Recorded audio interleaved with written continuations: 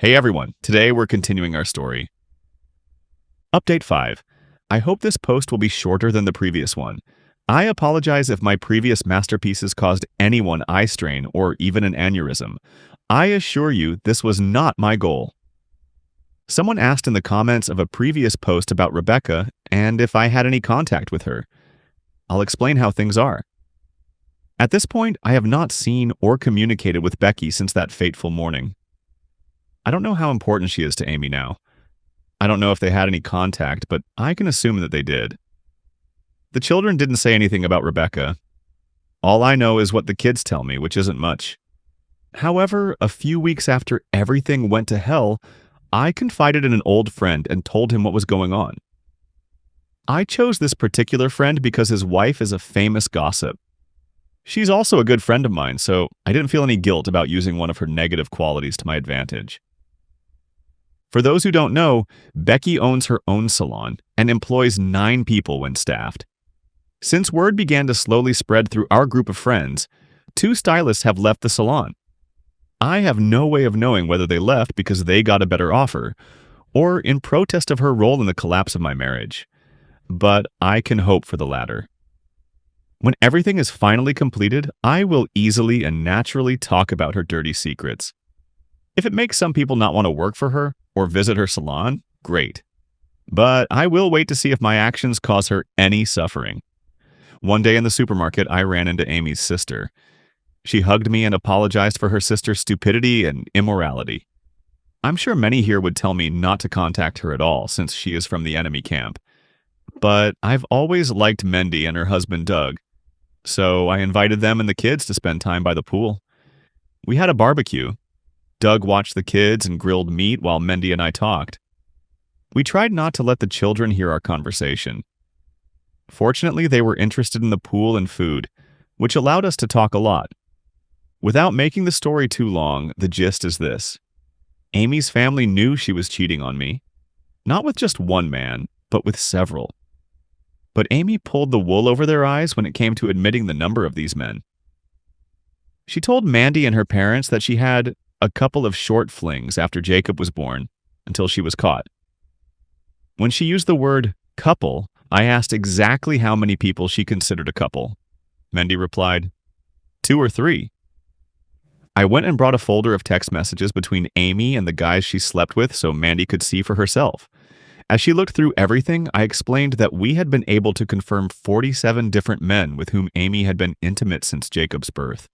I also explained that these 47 are just the tip of the iceberg because we know that she often arranged one-off meetings through different apps. Mendy didn't know what to say.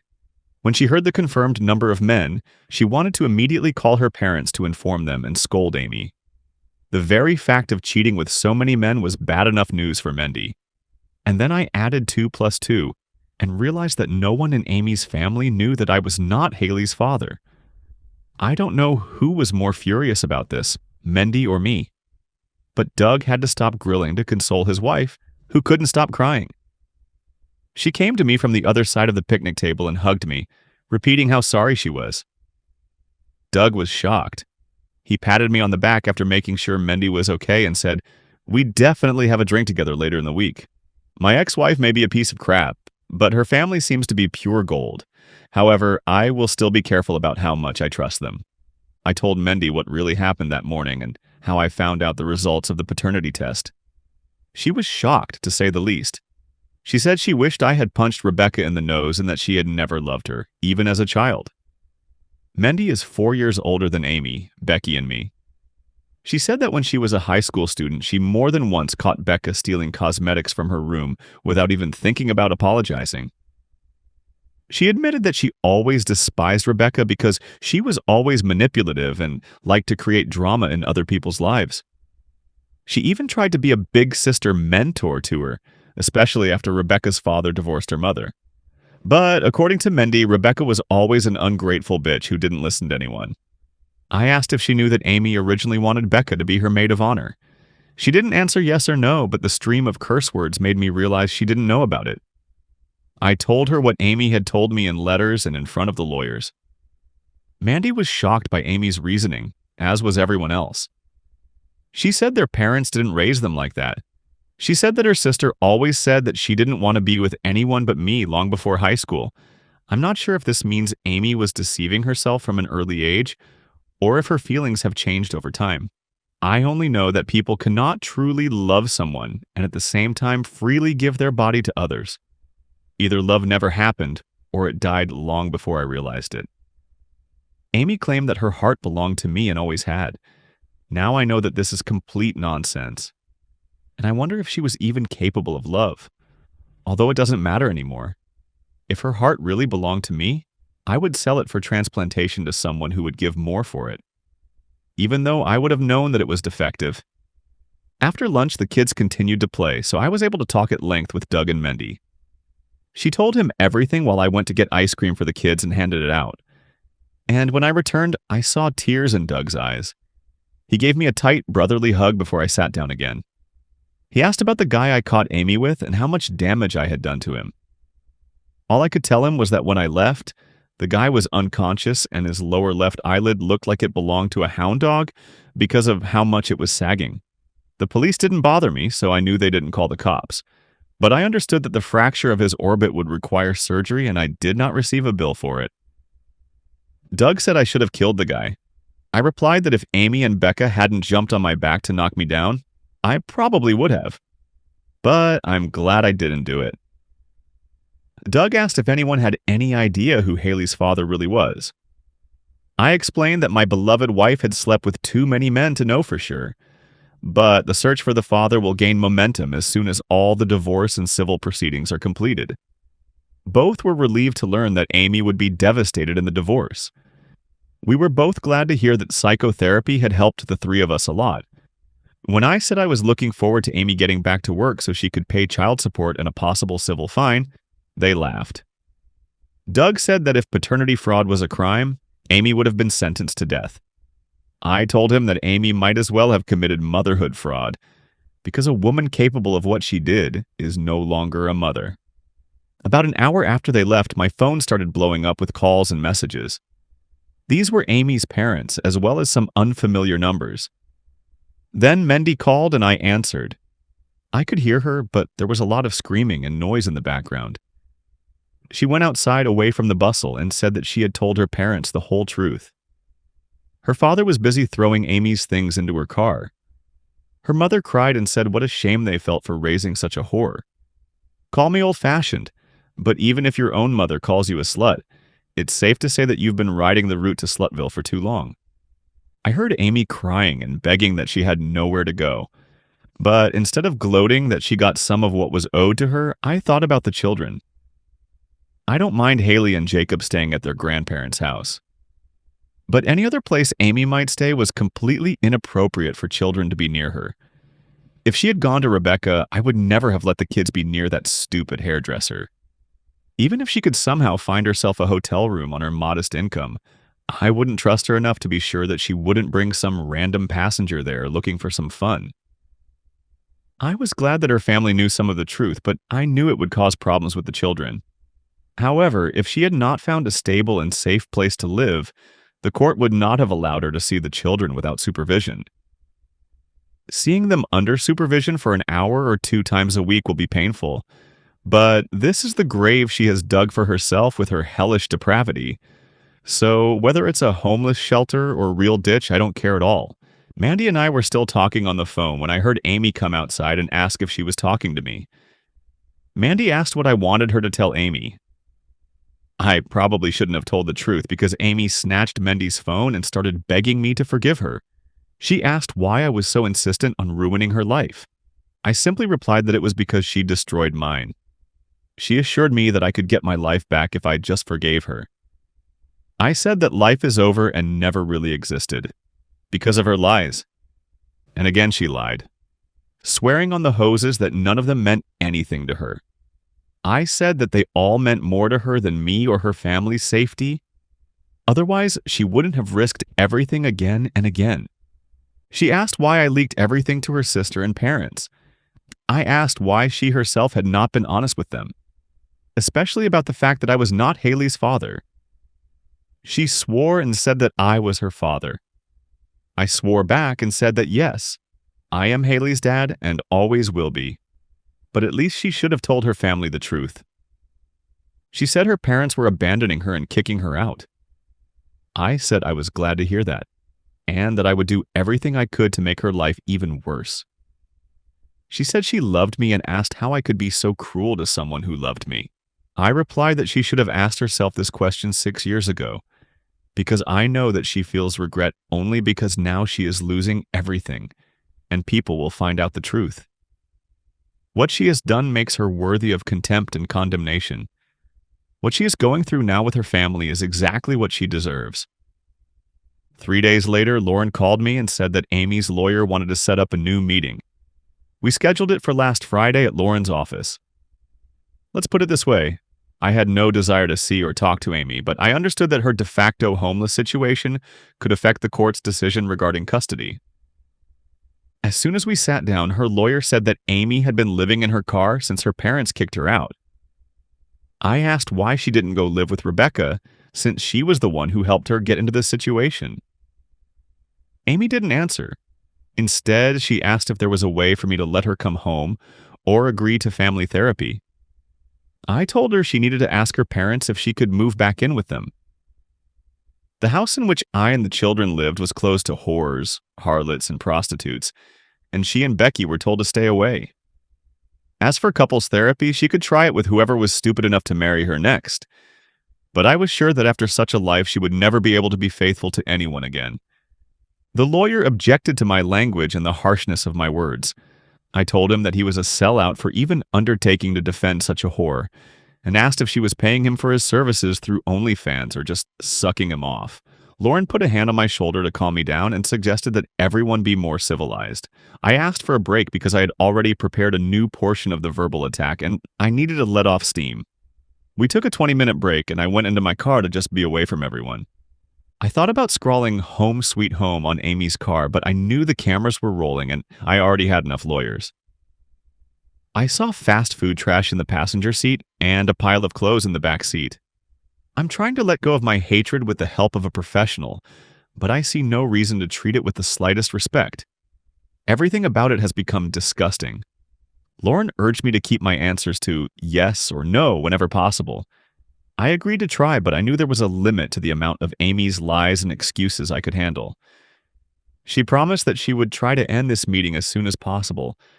When we sat down at the table again, I just looked at Amy and her lawyer with such hatred that without saying a word, I let them know that they could both go to hell. Lauren resumed the meeting by asking Amy if she had seen a therapist or gotten any help for herself. Amy said she didn't have time for this because she was going to physical therapy, and she didn't have the money because insurance didn't cover such services. Lauren asked if we paid for her to have a few therapy sessions, would she go? My head turned towards Lauren so fast I thought I was going to get whiplash, but she kicked me under the table, letting me know that everything was under control. Amy's lawyer immediately said that Amy would only go to a therapist of her choice, regardless of who was paying. Lauren nodded and said that therapy could help her cope with her emotions and become a better mother in the future. I still thought Lauren was crazy for suggesting such a thing, but I decided to let her talk further. Amy's lawyer said they will discuss this and give us an answer later. Lauren said that even though she stands up to them as an attorney, as a woman, she wants all women in the cases she handles to get the help they need. I won't lie. She said it so convincingly that for a second, I thought that my own lawyer had decided to betray me. Amy suggested marriage counseling for all of us. This time, I pushed Lauren under the table, showing that I would not agree to this under any circumstances. Lauren nudged me back and said that if Amy attended a few therapy sessions and her psychologist thought family therapy would be helpful, then we might agree. I knew Lauren had a reason for her suggestions. I just wish she had told me ahead of time. I knew that I would find out later what tactics she was using, but for now, until the end of the meeting, I was at a loss. I asked Amy if all this cheap, meaningless hooking up with strangers was worth what she was going through now. I really wanted to know, did it feel like being a whore for a few years was worth it? I pointed out that she clearly liked it, otherwise she wouldn't have continued. I really wanted to know, was it worth losing a loving husband and custody of the children? Amy began to cry, and her tears seemed genuine this time, before she told me that they weren't. I asked if she felt shame. I knew she felt a lot of regrets just because she got caught. But I wanted to know, does she feel ashamed that her family now knows the truth? She said she was very ashamed, especially now that her family knew about everything. I asked if she thought she could hide the truth from her family forever. She replied that she hoped that she could hide it at least until she returned to work and found a place to live, but she knew that the truth would come out sooner or later. She apologized for hurting me and said she never meant to do it. I told her that she didn't hurt me, but destroyed me. That every day, every damn day, I feel pain. This pain is in my soul, but I feel it in my joints and muscles. But alas, no amount of ibuprofen brings relief. My heart is so broken that when she poisoned my soul, it spread to my body. On the best days, all I feel is numbness. On the worst days, tension fills my body, and sometimes depression causes physical pain. I wake up feeling exhausted. She cried listening to how her actions made me suffer. I asked her to answer, what have I ever done that could justify her cruel betrayal? She only cried harder.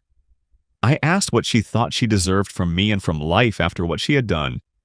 Not what she wants, but what she thinks is fair for someone who literally lost his life. All I heard were tears, but I was tired of tears and lack of answers. I was fed up. The meeting ended with Amy's lawyer trying to get her out of the office, while she continued to ask me for forgiveness. I kept telling her to go home, wherever, because we were done. When they finally left, I pressed Lauren to explain why she had offered to pay for a therapist for Amy.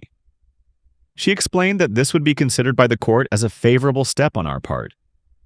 It was also obvious that Amy was already on the edge.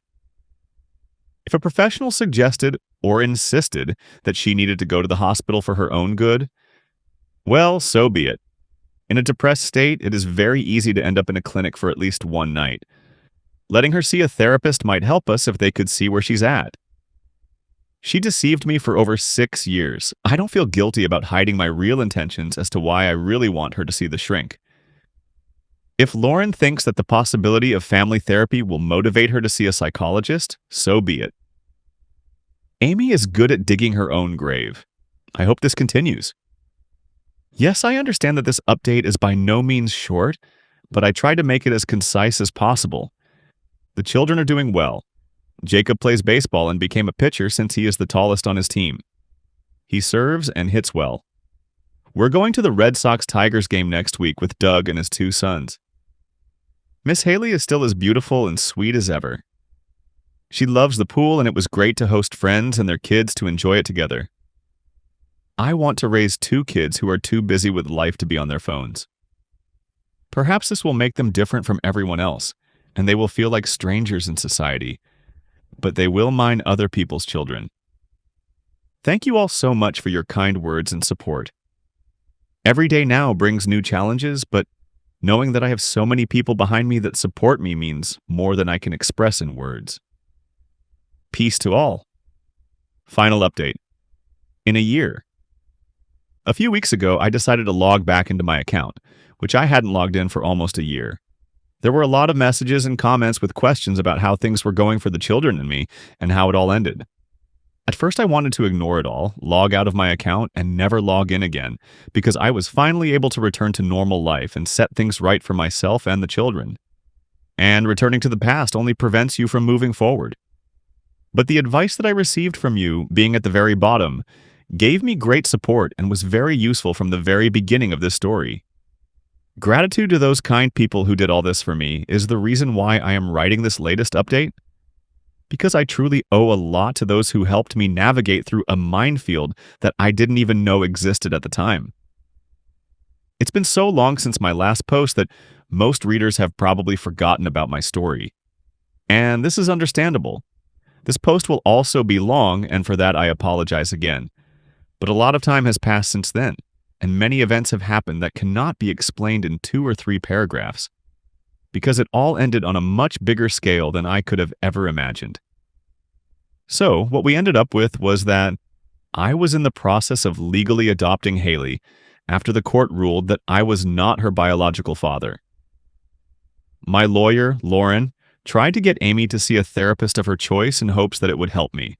Lauren recommended 2 local mental health centers to Amy's lawyer, saying that we would pay for the sessions or Amy could choose any other specialist she wanted to see. I had serious doubts about paying for her sessions or doing anything to help her. If you learn nothing from this whole story, then at least take on board the only advice that will really be useful to you. Whether you love lawyers or hate them, always listen to your lawyer. Without going into too much detail, I will say briefly, Amy chose a local psychiatrist who immediately realized that she was mentally unstable. For her own good, he admitted Amy to the local mental hospital for overnight observation. That night turned into several months in different mental institutions. Due to medical confidentiality, I will never know her exact diagnosis, but her lawyer said that every time he saw Amy, she was heavily sedated and completely out of her mind. The months Amy spent trying on designer straitjackets delayed the finalization of her divorce and child custody hearings. However, since Amy was not contesting the divorce and her lawyer was available to represent her, this did nothing to slow down my adoption of Haley. Despite all the pain I'd been through recently, listening to Haley answer the judge's questions made me incredibly happy. Haley didn't know that she had once been declared not my daughter at my insistence. So she found it funny when the judge asked if she wanted me to be her dad, and I was so proud of her, although she didn't understand why. She was just happy when I said I loved her and hugged me for the first time as her adoptive father. I was glad that Jacob was there too, but I was even more grateful that Amy wasn't there. Neither Jacob nor Haley really understood what was happening at the hearing. But now Haley is officially my daughter, even if we don't share DNA. When I saw Amy cheating, all my feelings for her disappeared. Until I was able to reunite with Haley, I was terribly afraid that because of her mother's actions, I would lose love for her or begin to hate her. It was such a relief to feel again the love I had always felt for her. I wouldn't be wrong if I couldn't overcome it, no matter what anyone thought. If paternity is so important in the legal system that a man is forced to pay for a child that is not his, then it must be equally important when a man wants to give up a child that is not his biological one. However, unfortunately, it is often much more difficult to refuse. But damn, I really needed Haley in my life. I've already lost too much, and she needed a father who loved her all her life. Honestly, there will always be a small part of me inside that will be broken because she is not my biological daughter. It is impossible to express in words how devastating this realization and acceptance was. I know I'm doing the best I can as a parent in this situation. I believe that the time and love we give to children is much more important than any material possessions. This will always be my priority.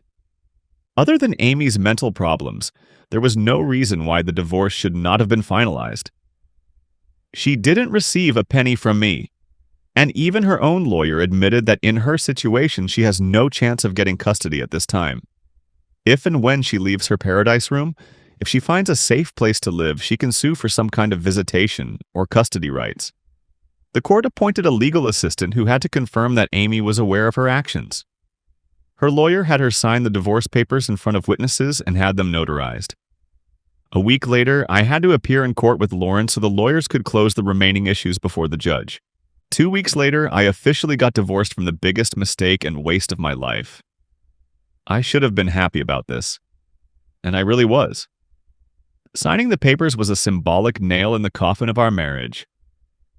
However, for some reason, this moment no longer brought me such a huge relief as I expected. I was amazed at how strongly Amy's family stuck to their position about giving her up after they learned the truth.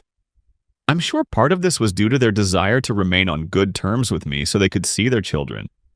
Although her parents and sister knew that Amy was in a psychiatric ward, they did not even try to visit her. And, of course, neither did I. But it was obvious from our conversations with her parents how shocked they were by their daughter's actions. They were ashamed that people now knew what their daughter turned out to be like. I could understand them and even sympathize with them. The realization that I had allowed myself to be physically intimate with a woman through whom more fluid passed than a garden hose in the heat of July made me feel ashamed of myself. Mendy made sure everyone knew what her sister and Rebecca were really up to, although she, of course, did not talk about faking paternity.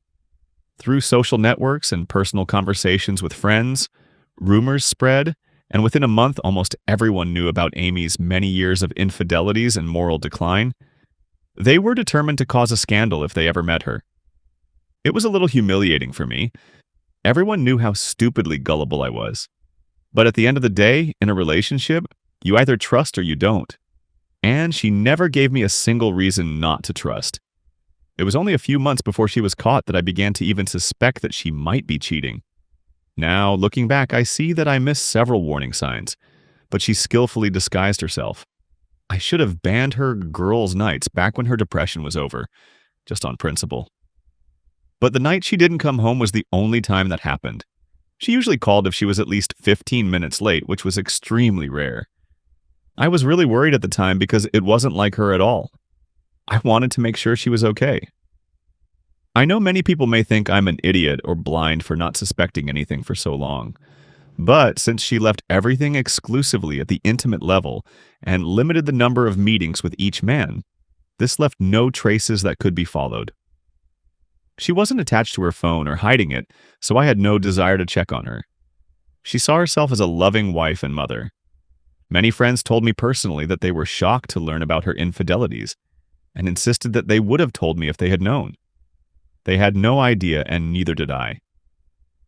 If Amy wore a dress without underwear on a windy day and everyone within a 12-meter radius could see it, everything would be obvious to me and to everyone else.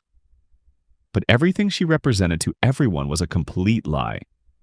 In the end, no one wanted anything to do with her. No one began to care about her future, even if she was kept in a mental hospital for the rest of her life.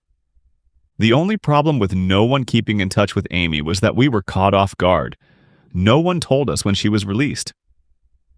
Laws prevented the hospital from providing this information to us due to physician-patient confidentiality. I don't know if she convinced the doctor she was fine or if they just thought they had done everything they could for her, but she was discharged at noon on Tuesday. Somehow she got from the hospital to her car, which was parked at her lawyer's office, and from there she drove to her children's school. When she was informed that she could not see or pick up the children, she made a real scene so that the school administration would call me. I told them to call the police and promised to come as soon as possible. On the way to the car, I called Mendy to tell her that her little sister was no longer living in the rental house on Madness Island.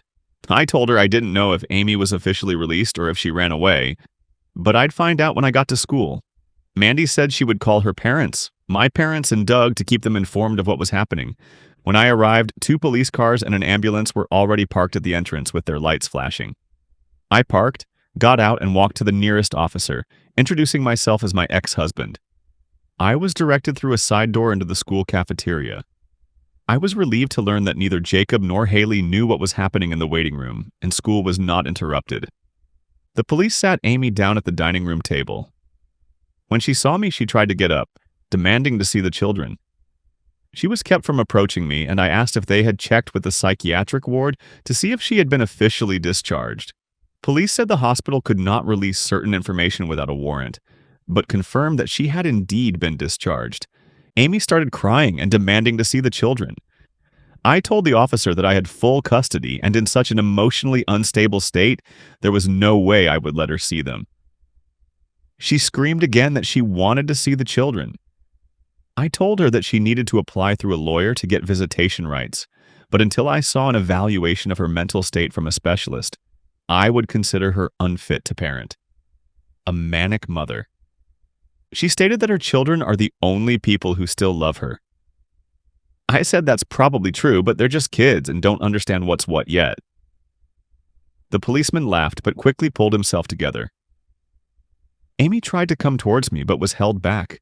She stated that she had not seen her children for several months, and that only thoughts about them helped her survive her stay in the land of lobotomies. I explained that I didn't care about her struggles or the consequences of her actions, but I would never subject our children to her lies and drama. I asked the police officer to help me apply for a restraining order to keep Amy away from me and the children. He agreed to file a preliminary application on my behalf, but explained that a judge would have to make the decision. He then explained to Amy that since I would not allow her to see the children, she needed to leave the school grounds immediately and not return until she filed a court order for partial custody. The police have already spoken to the director. To my surprise, she did not create an even bigger scandal. Apparently, she realized that at that moment she could not achieve anything. She grabbed her bag and keys and, accompanied by an officer, walked to the car, got in, and drove away. And I, along with another police officer, filled out an application for a warrant and also talked with the school principal. When school ended, I picked up Jacob and Haley and we went home. About a couple of kilometers after we left the school, I noticed Amy leaving a fast food restaurant right after we passed by. I immediately turned around the nearest corner and made a couple more turns to find myself back on the same street. I saw her car ahead and sped up to see what she was doing. She didn't even notice that I was behind her. It was obvious that she was looking out for someone, and that someone was us. The children didn't even recognize her car, fortunately. One commenter advised me to install front and rear cameras with audio in the car. They gave me the video footage I needed to prove that Amy was following me and the children, despite police warnings to stay away.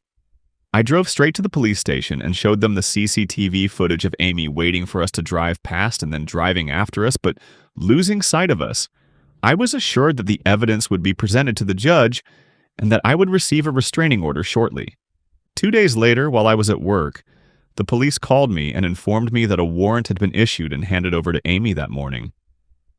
She now had to stay at least 200 meters away from me and the children at all times. She was also prohibited from contacting me and the children in any way except through her lawyer. I was told to contact the police immediately if she violated the order. I felt some relief knowing that the law was on my side, but I expected that she would try to violate the order and contact me or the children. To my surprise, there was no word from Amy. Her sister said she has not tried to contact her or their parents. I was sure she would try to find free legal help to file for partial custody, but no one contacted Lauren. To be continued. Overall, thanks for watching. Write your thoughts in the comments, watch our previous video, it will appear here. Subscribe to the channel so you don't miss the next part of this story. Well, good luck to you.